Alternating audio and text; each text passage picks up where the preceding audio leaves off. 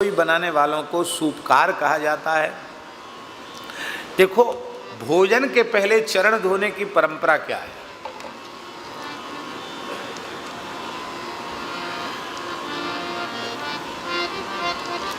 मुख, हाथ और दोनों पैर, इनको धो करके ही तब भोजन करने बैठना चाहिए। इसको पंचार्द्र कहते हैं। क्या कहते हैं?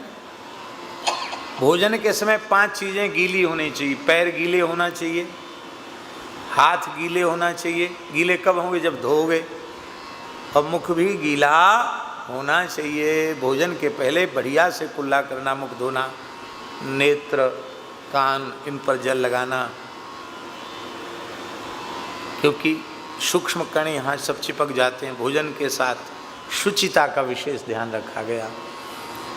और कोरोना में सब चिल्ला रही थी दुनिया, बार बार हाथ धो, बार बार यूँ करो, त्यों करो, मुख धो, आँख धो, बार बार, कीटाणु न चला जाए। अब तुम चिल्ला रहे हो जब कोरोना आया। तो हमारे ऋषि मुनि महात्मा तो लाखों करोड़ों वर्षों से इसी परंपरा में जी रहे हैं। अब प्रत्येक गौशाला में गुग्गुल की धूप दी जानी चाहिए दोनों समय। गौशालाओं को एकदम स्वच्छ रखना चाहिए।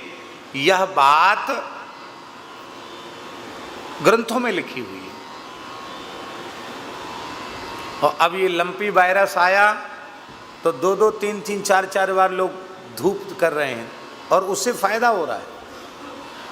आज हनुमानगढ़ वाले जो भगत जी हैं, बजरंग जी नाम है, क्या नाम है, जवाहर जी नाम है, क्या नाम भूल जाता वो है, क्या है? हाँ, इंद्र जी। तो इंद्र जी गंगानगर वाले, गौशाला वाले, वो कह रहे थे कि हमारे यहाँ बाहर से कोई गाय आ गई थी तो कुछ संक्रमण हुआ, फिर उसकी अलग करके चिकित्सा की गई तो हमारी गौशाला में कोई गाय बीमार, कोई पधारी भी नहीं। जबकि 2100-2200 गाय है उनके यहाँ, पधारी नहीं। क्यों? बोले शुरुआत से ही 2 समय धूप देते हैं हम लोग और नीम की पत्ती का, निवोली का खूब धुआं करते हैं, गुग्गुल का धुआं करते हैं। उसी कारण से हमारे गौशाला में संक्रमण नहीं आया। तो पुरानी परंपराएं ऐसी थी। हम लोग अब उनको धीरे धीरे छोड़ते चले जा रहे हैं, इसलिए कष्ट पा रहे हैं। तो भोजन के समय दोनों हाथ गीले, दोनों पैर गीले, मुख गीला, ये सब होना चाहिए। पंचार्द्र भुंज माने 5, 2 हाथ हो गए, 2 पैर हो गए, 4 मुख, कितने हो गए? 5 हो गए। तो पंचार्द्रम भुंजी, तो पंचार्द्र होकर के भोजन करना चाहिए। हमने अपनी आंखों से देखा है भैया जी, ब्राह्मणों के यहाँ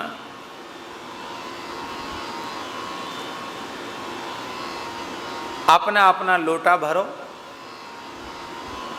जल घर में जाओ, जल घर में जाकर के, पहले जल घरा कहते उसको, जल घर में जाकर अपने हाथ धो, पाँव धो, मुख धो, फिर वहाँ से मजा हुआ सुंदर पीतल का बड़ा लोटा, उसमें पानी भर के लाओ, पानी भर के लाओ, फिर पीढ़ा पर बैठ जाओ। आगे एक पीढ़ा रखा है, एक पीढ़ा पर बैठ जाओ, दाहिनी तरफ जल रख लो। इसके बाद थाली आएगी, फिर धीरे धीरे सब पदार्थ आएंगे। ओ महाराज, हमने अपनी आँखों से देखा है। सिला वस्त्र पहन के ब्राह्मणों के यहाँ कोई भोजन नहीं करता था। सिला वस्त्र पहन के भोजन नहीं करता था, हमने आंखों से देखा है।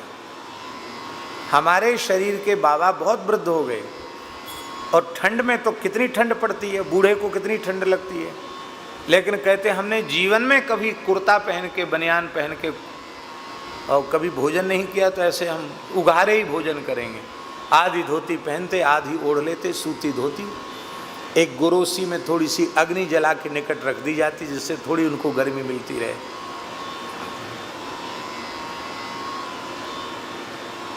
ऐसे लगते थे देवता जैसे, सब बड़े बूढ़े बैठे हैं, अलग अलग सब बैठे हैं। संयुक्त परिवारों में एक साथ भोजन करने की शोभा ही अलग होती थी।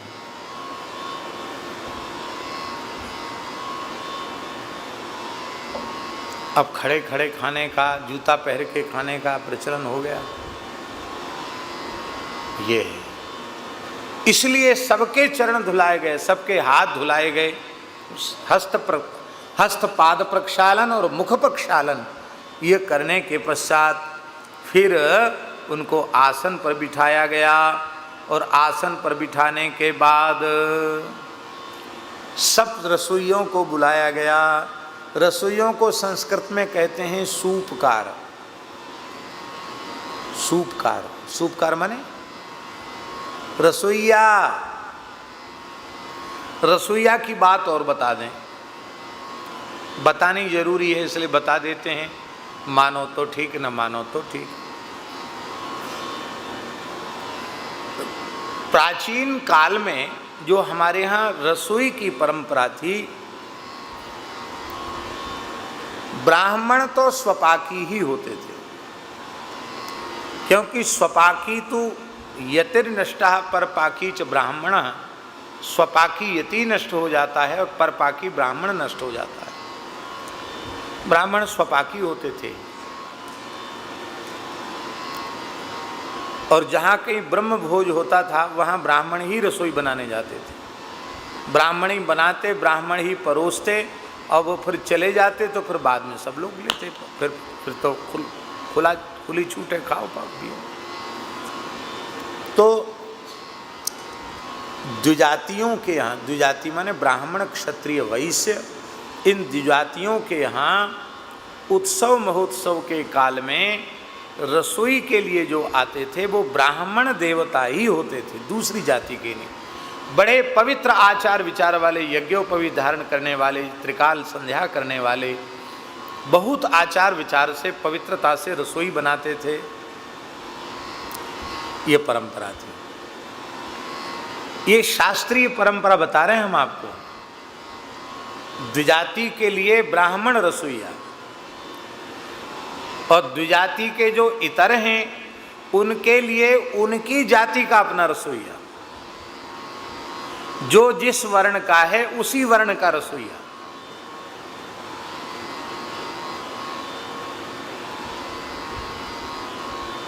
क्योंकि उनके अपने शौचाचार के अनुरूप, उनके संस्कारों के अनुरूप वो बनाने में सक्षम है। तो ये परंपरा रही। अब रसोईया माने रसोईया, उसकी कोई जाति नहीं है। और कई जगह ऐसा छल भी होता है, रसोईया सब ब्राह्मण, बोले हाँ सब ब्राह्मण। अच्छा इधर आओ, कौन सा गोत्र है आपका? बोले वो नहीं जानते। अरे भाई गोत्र ही नहीं तुम्हें पता है, न चुटिया है, न जनेऊ है, न गोत्र का पता है, फिर कौन सा वेद, कौन सा उपवेद, कौन सी शाखा, कौन सा सूत्र, कौन से ऋषि, कितने प्रवर, ये सब टकसार है ब्राह्मणों के, उसमें छिपेगा नहीं, पकड़ में आ जाएगा ब्राह्मण है कि नहीं, पूछा जाएगा। गौड़ ब्राह्मणों की पंगत हो रही थी एक जगह,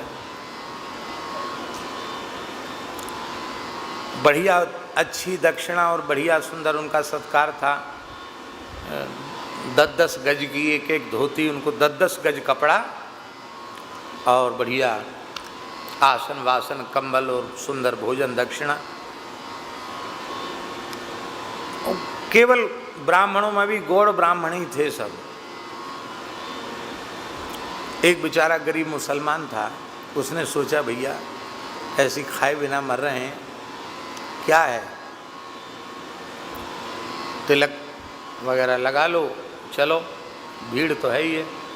तो उसने भोजन के लालच में थोड़ी वेशभूषा बनाई ब्राह्मण जैसी। अब वो थोड़ा सशंकित तो था कि कहीं पकड़ में ना आ जाए। थानेदार चोटे को नज़र से पहचान लेता है, तो उस आदमी ब्राह्मणों के भी कोतवाल थे, उन्होंने ये सक पकाया सा क्यों है, बैठा भी तो थोड़ा अलग बैठा है पंगत में, इतना सक पकाया क्यों है? कौन ब्राह्मण, कौन हो? बोले ब्राह्मण। कौन ब्राह्मण हो? बोले गौड़। वो पता था कि सब गौड़ ब्राह्मण ही बता रहे हैं अपने को, तो उसने जो सुना बोले कौन ब्राह्मण? बोले गौड़। कौन हो ब्राह्मण? कौन ब्राह्मण? बोले गौड़। तो पूछने वाले ने पूछा कौन से गौड़ हो? क्या गौड़ भी तो कई होते, आदि गौड़ होते हैं, गौड़ होते हैं, गुर्जर गौड़ होते हैं, आदि गौड़ होते हैं, आदि गौड़, गौड़, गुर्जर गौड़, और 3 तरह के गौड़ होते हैं। अब वो घबरा गया कि ये तो नई समस्या आई कि कौन से गौड़ हो। बोला या खुदा, गौड़ में भी गौड़।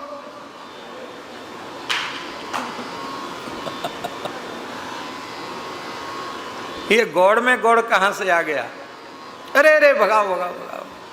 अरे कोई बात नहीं, भूखा है, खिला दो। बोलो एक तरफ बैठा के खिला दो। बोलो वृंदावन बिहारी।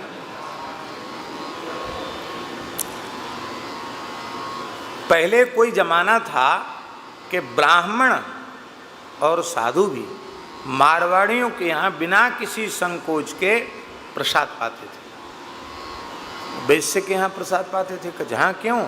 क्योंकि उनके घरों में महाराज के रूप में ब्राह्मण रसोई होता था और वही परोसता था। कच्ची रसोई परिवार का कोई व्यक्ति नहीं परोसता था। कच्ची रसोई है तो पक्की तो परोस सकते, कच्ची कोई नहीं परोसता था। और किसी की हिम्मत है जो घर का कोई व्यक्ति रसोई में घुस जाए। अब तो हालत ही वैसी हो गई है और कुछ कहने सुनने की भी आवश्यकता नहीं है, क्योंकि समय ऐसा ही है। बनाने वाले के संस्कार अन्न में प्रभावी होते हैं। ये बिल्कुल बात पक्की समझ लेना, बनाने वाले के संस्कार अन्न में प्रभावी होते हैं। इसलिए बनाने वाला कैसा होना चाहिए, कौन होना चाहिए, इसके ऊपर बहुत विशेष सावधानी रखने की जरूरत है, विचार करने की जरूरत है। यदि शौचाचार सदाचार को बचाना है, मर्यादा को बचाना है, तो कुछ ब्राह्मण, पवित्र ब्राह्मण रसोई के लिए तैयार किए जाने चाहिए। और काम करके लोग रोजी रोटी अपनी चलाते हैं, ये तो बहुत अच्छी बात है। ठाकुर जी को भोग लगता है, साधु ब्राह्मण जीमते हैं, बहुत अच्छा काम है, तो कोई खराब काम नहीं है। ब्राह्मणों के स्वरूपानुरूप है पूजा और रसोई, ये ब्राह्मणों के स्वरूपानुरूप कार्य है, वो कर सकते हैं। और लोगों को भी चाहिए कि उनका इतना सत्कार करें कि बहुत प्रसन्नता से उनका गृहस्थाश्रम चल जाए, उनको कोई चीज़ का अभाव न रह जाए। इतनी उदारता होनी चाहिए। उनके साथ नौकर जैसा व्यवहार न हो। महाराज आप कहते हो उनको, तो महाराज जैसा ही उनको मानो, नौकर जैसा व्यवहार उनके साथ न हो, ये बात। इसलिए यहाँ सब अयोध्या में दशरथ जी के यहाँ और जनक जी के यहाँ सूपकार सब मने रसोईया पूज्य ब्राह्मण देवता ही हैं। सूपकार क्यों कहते हैं? सूप माने होता है दाल। कच्चे व्यंजनों में दाल, और फिर दाल से लेकर जितने पक्के व्यंजन हो सकते सब बनाने में जो कुशल हो, कहाँ तक बोले दाल तक, अथवा दाल से और आगे तक सब कुछ बना ले, उसको कहते सूपकार। बढ़िया रसोई बनावे, एक नंबर। उसमें सबसे पहली जो विशेषता है वो किस चीज़ की? सूप माने दाल। दाल बनाने की कारीगरी है।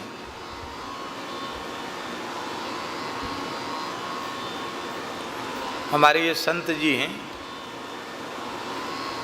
और चीज़ तो कैसी बनाते, क्या बनाते हैं, ये तो भगवान ही जाने। अच्छी बनाते हैं, कोई खराब नहीं बनाते हैं। लेकिन ये जिस दिन दाल बनाते हैं, ठाकुर जी को भोग लग के आता है, हम पूछते हैं संत जी ने दाल बनाई? हाँ संत जी ने। अलग ही तो स्वाद है। सूपकार दाल। और हमारे त्यागी ये साग बना दें, तो जिन्होंने इनके हाथ का साग खाया वो अपने आप कह देंगे कि त्यागी जी का बनाया हुआ एक चटक और बोलता हुआ साग। हाँ, ये त्यागी जी का साग है। तो ये सब विशेषताएं हैं। सुंदर उनको बुलाया गया, रसोइयों को बुलाया। सादर लगे परन पनवारे, सादर लगे परन पनवारे, कनक कील मणिपान संवारे, कनक कील मणिपान संवारे। बड़े आदर पूर्वक पत्तल परोसे जाने लगे। पत्तल काहे के? यही दोना पत्तल जो हम लोग जिनमें पाते हैं वो नहीं, कनक कील। ये किशोरी जी की महिमा है कि वो पत्ते सब पन्ना के पत्ते हो गए। पन्ना मणि, पन्ना होता ना हरा, मणिपान मणियों के पत्ते हैं। और उन पत्तों को जोड़ा जाएगा पत्तल में, तो कील किस चीज की है? कनक कील, सोने की कील है और मणियों के पत्ते हैं। ऐसी सुंदर पत्तल परोसी गई। और महाराज जी हलवा, पूड़ी, कचौड़ी और इमरती, गुलाब जामुन, इन सब का नाम पहले नहीं लिया। तुलसीदास जी ने सबसे पहले किसका नाम लिया? सुपोदन सुरभि सरपी, सुंदर स्वाद पुनीत, छन महु सबके परसिगे, चतुर सुवार विनीत। आहा, सबसे पहले दाल भात का वर्णन है महाराज। दाल भात के आगे सब फेल है महाराज। व्यंजन सुंदर दाल है, सुंदर भात है और सुरभि सरपी, सुरभि सरपी। खाने में भैंस का घी काम मत लो, कोलेस्ट्रॉल बढ़ जाएगा और जाने चर्बी बढ़ जाएगी, कौन कौन सी बीमारियां हो जाएंगी, हार्ट की नसें ब्लॉक हो जाएंगी। जर्सी का तो छुओ ही मत। भेड़ बकरी का भी बिल्कुल मत छुओ। किसका घी खाओ? सुरभि सरपी, वेद लक्षणा भारतीय गाय का घी। और एक बात हम बताएं, बढ़िया बिलोना वाला घी हो, तुरंत मक्खन से निकाला हुआ कड़काया हुआ घी। और वो कड़काया हुआ घी दाल में छोड़ दो तोला, 2 तोला, और महाप्रसाद में छोड़ दो थोड़ा। महाप्रसाद को घृत से सिक्त कर दो, दाल में भी थोड़ा डाल दो, और फिर दाल भात सान के फिर पाना शुरू करो। आ हा हा, क्या कहना। सुरभि सरप, सुरभि माने सुगंध, घी की खुशबू ही अलग। हम आपको क्या बताएं, उत्तराखंड में एक बूढ़े केदार जगह है, बूढ़ा केदार।